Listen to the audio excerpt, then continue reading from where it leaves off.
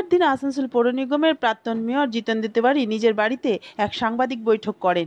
এদিন এই বৈঠকে তিনি বর্তমানে পানীয় জলের সমস্যা নিয়ে কি বলেছেন আমরা শুনে নেব, এবং বর্তমান মেয়র এই বিষয়ে কি বলেছেন তাও আমরা শুনে নেব।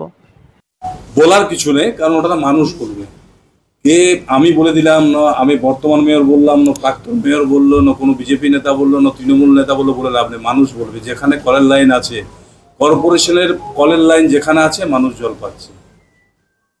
আরেকটা অভিযোগ করি, যেভাবে পরিকাঠামো থাকা দরকার জল নদী থেকে তোলা, সেই পরিকাঠামো পাইপ লাইন কোনো কাজ হয়নি, যার ফলে প্রত্যেক এলাকায় কিন্তু জলের সমস্যার সৃষ্টি হয়েছে। দেখুন, এটা মানে বলার শোভনীয় নয়, কারণ আমি চেয়ারে বসে আছি, উনি চেয়ারে ছিলেন, কাঠামোটা তৈরি করে গেছেন এবং উনি খুব ভালোভাবে জল চালিয়েছিলেন, এটা জানি। তখন সে ট্রাক্টর কলকাতা দিল্লি থেকে ট্রাক্টর জল ট্যাঙ্কার নিয়ে এসে জল চালান। তো আমি কারোর ভেতে বলছি না, আমাদের ডিপার্টমেন্ট কাজ করছে। যেহেতু আমাদের গরমের টাইমটাতে বৃষ্টি মানে একদম নদীতে জল ছিল না, জলে একটু প্রবলেম হয়েছিল।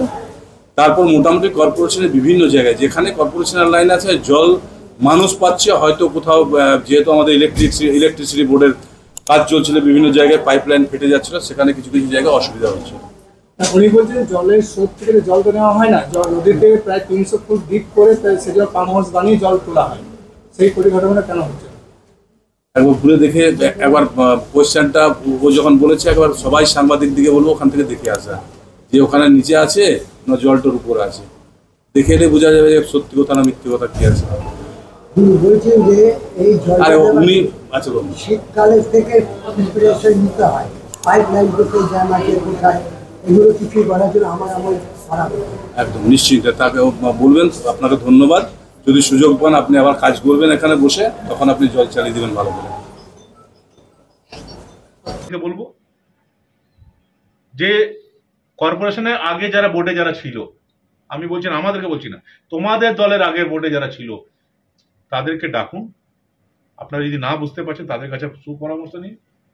আসানসোলে অনেক গুণী ব্যক্তি আছেন, কাউন্সিলরের বাদেও অনেক গুণী ব্যক্তিরা আছেন যাদের জল নিয়ে অনেক আইডিয়া আছে। আমরা প্রচুর মানুষের সঙ্গে কথা বলতাম, যারা অতীতে দিলীপ চক্রবর্তী ছিলেন সিপিএম এর কাউন্সিলর, আমরা আলাদা করে ওনাকে নিয়ে বসতাম, দিলীপ দা কি করলে ভালো হয়।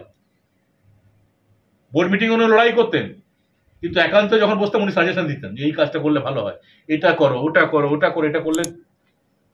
বিভিন্ন লোকের সাজেশন নিতে হয়।